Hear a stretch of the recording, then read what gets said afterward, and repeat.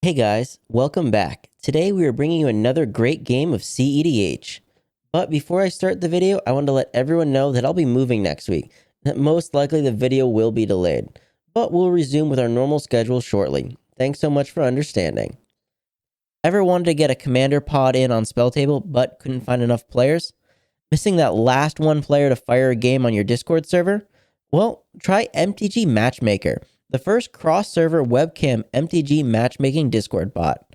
Unlike other similar bots and paid services, Mtg Matchmaker queues commander players across all installed Discord servers, so you can keep your Discord community while connecting with other players from others. With the launch of version 1.0, Mtg Matchmaker has officially left beta and is continually being updated with new features. To learn more, check out the quick start guide that I'll have linked in the description of the video and start queuing up. Also, if you're interested in playing with us, hop on our Discord. We have an ever-growing community and we'll love to talk MTG or whatever strikes our fancy. And another benefit is we often let people know when we play and would love to meet some new people. Alright, block there, kill that. Oh, that is trample. Guess I'm just dead on board. And starting off this game, we have Hidden, playing Sisay, Weatherlight Captain. This is a proactive deck that utilizes Sisay's unique activated ability to tutor out essential pieces for winning the game. Because who cares if you can just find the answer to anything? Next up, we have Marath. And some might be confused as Jimmy isn't the one playing it today. Well, today we are joined by one of our Discord members. Rob has brought a more proactive combo list that relies more on speed and uses Marath as a backup just in case he can't go off immediately.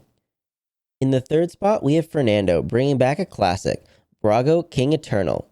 This Azorius artifact stacks deck utilizes lots of fast mana and stacks pieces to slow his opponents down, while relying on Brago to reset his fast mana and gain advantage. But if the deck looks interesting, check out our video deck tech on it, as we got Brago himself to explain the power he wields. Although he's not the fastest speaker, so I suggest playing it at a faster speed.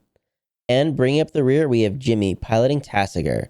This deck seeks to control the game with early game card advantage and disruption until the late game, where he can safely stick one of his combos after outvaluing his opponents.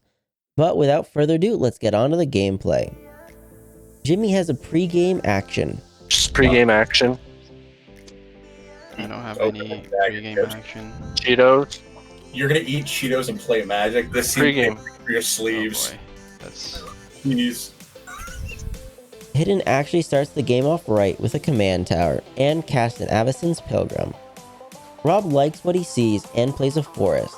He decides to copy Hidden as he casts an Avacyn's Pilgrim as well. Fernando has a Tundra as land and then casts the Mana Crypt. But still not done, he taps the Crypt and plays an Azorius Signet. And he keeps going though, as he casts a Rest in Peace. However, this time, Jimmy needs to put a stop to it, as he counters it with a Force of Negation. He exiles a Swan Song. Jimmy plays and cracks a Verdant Catacombs. He finds a tropical island, but shortcuts by paying 2 life for a Gitaxian Probe. He looks at Hidden's hand while he searches out his land. Hidden reveals not a whole lot, and Jimmy draws a card. Hidden plays a Bayou and goes all in on that ramp game. He starts with the Finhorn Elves and doesn't slow down as he casts a Bloom Tender. Rob has a Plains and decides to try and pump the brakes a little as he casts a Deafening Silence. It resolves and he finishes his turn with a Conclave Mentor. Fernando rolls for Crypt and is spared this time.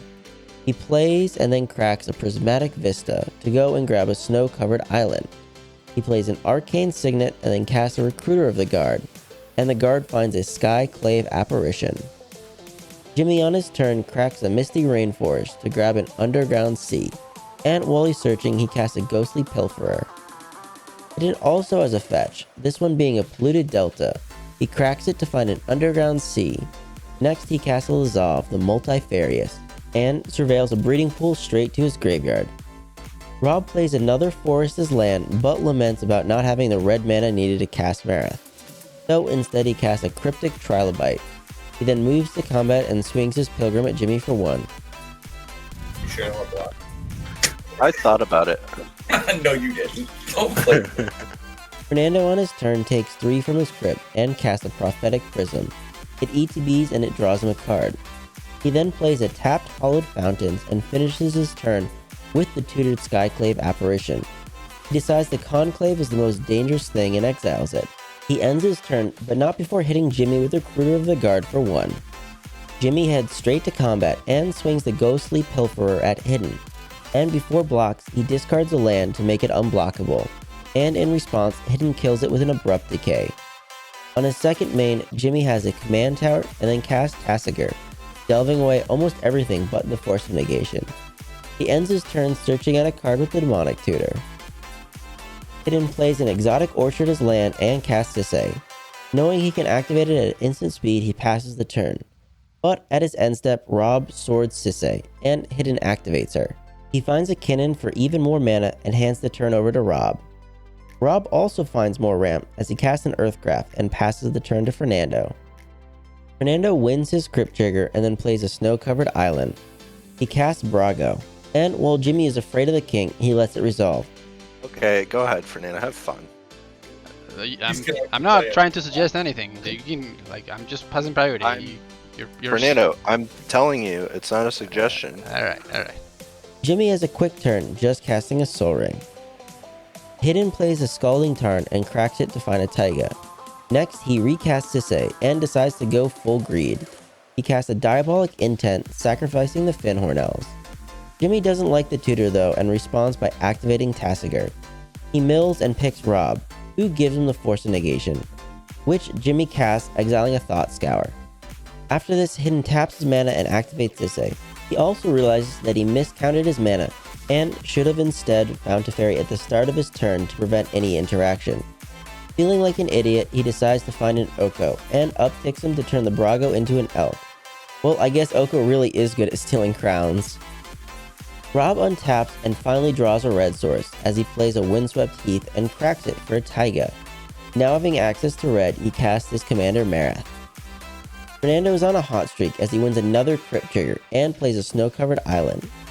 He heads to combat and debates swinging the Kingly Elk at someone, but ultimately decides it's not worth it and hands the turn over to Jimmy. Jimmy also has a quick turn, just playing a Llanowar Waste.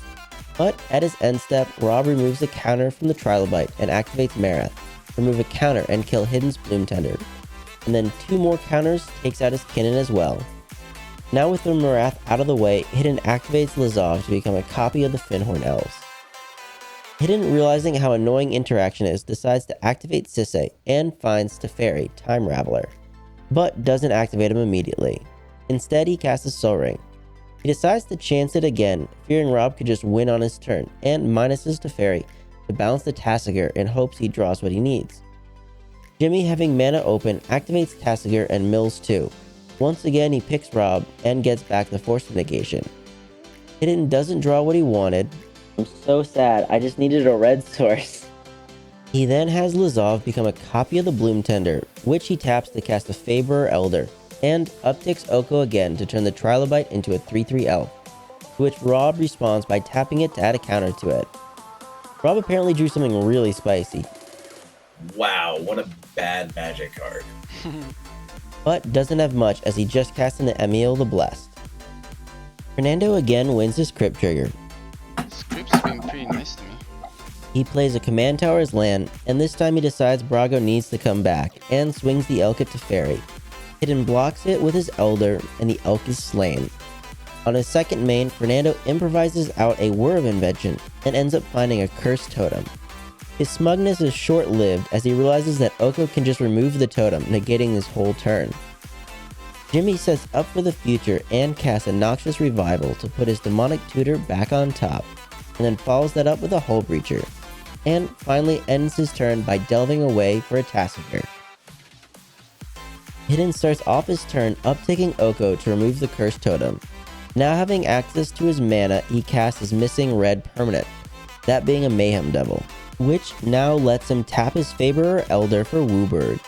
Big shout out to Rob, as he did realize that Hidden could just search out Derevi with the Sisay, and with the ETB untap either the Elder or Lazov, then tap them again to find a meal. This lets him tap the Elder for 5 mana and use 3 of it to flicker Derevi with a meal, and the ETB will untap his Dork and give him infinite mana, and then searches. After seeing this, the table scoops it up. Game review. Man, that was a fun game. Thanks for Rob for joining us. And remember, if you want to play with us as well, hit us up on Discord. But back to the game review. I was so surprised that Fernando just didn't take hold of the game with his fast start. Unfortunately for him, he wasn't able to get Brago to connect, and that really stopped his value engine from going off. Although speaking of value engines, Sisay has just won all of her own. And while Hidden was glad to see no opposition agent show up, all that tutoring did help him a lot. It did feel bad when he misplayed the turn with a diabolic intent, but that was the first time he had played the deck, so it will take him some time to get used to it. But man, I always hear stories of how powerful Sisay is, and I think this game showcased it. But question to the viewers, what commanders do you think are the strongest? Let me know in the comments down below. Hey guys, thanks for making it to the end of the video. I just wanted to let you know that we have a TCG affiliate link, and if you ever see a card you want to try or are inspired to brew something new, use our link when purchasing and we'll receive a small portion of the sale. This is a great way to support the channel, and if you enjoyed the gameplay, please leave a like and subscribe, as it really helps us keep making videos. And remember, never give up, even if you're dead on board. I'll see you guys later.